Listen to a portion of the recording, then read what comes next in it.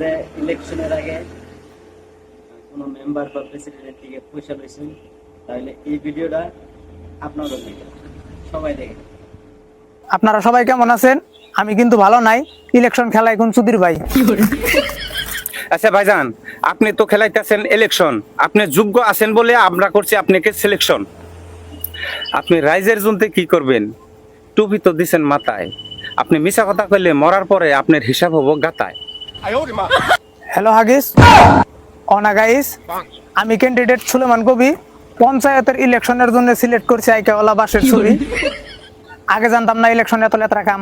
চামচাগুলার তো টাকা পয়সা নেওয়ার জন্য ঘর বাড়ি করে আলাইছে যাম।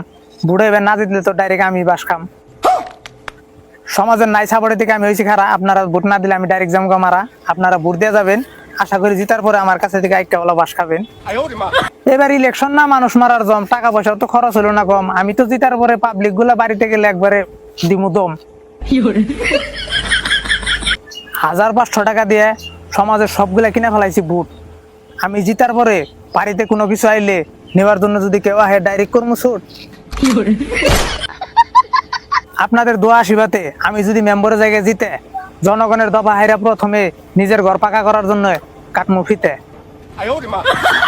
রাস্তাঘাটের যেটা অবস্থা, মনে তো হয় না আপনার দ্বারাই হবে কোনো ব্যবস্থা। রাস্তাঘাটের যে অবস্থা, আমার দ্বারাই তো অ্যাকচুয়ালি হবে না কোনো ব্যবস্থা। আমি কি বুদাই লাখ লাখ টাকা খরচ করে রাস্তাঘাট ঠিক করবো হুদাই? এখনই তো কোনো কথা কওয়ার তাছি না গার ফুলাইয়ে। জিতার পরেই তো মানুষের চামড়া দিমু ফুলাইয়ে। লক্ষ লক্ষ টাকা খরচ করে চুপচাপ আছি, তাও এই রাস্তাঘাটে চলার জন্য এখনই আপনারা বানাই রাখেন নাও। বলেন কি? আমি জিতার পরে কারো খাটবো না মামলা। আপনারা বুট দিয়ে সোজা গুয়াহাটি দিবার যাবেন গে কামলা। যাই হোক, আপনারা আগেই বুটে নিছেন দাম। এখন আমি জিতার পরে 5 বছর বইয়া খাম। আমি বুটে জিতার পরে পাবলিক গুলা রাখাবো চেঁচা। প্রেসিডেন্ট হওয়ার সময় 10 লাখ টাকা জামুগা বেচা। যাই হোক দর্শক ভাই, এই হাসা কথা কওয়ার জন্য আপনাদের কাছে একটু লাইক কমেন্ট চাই।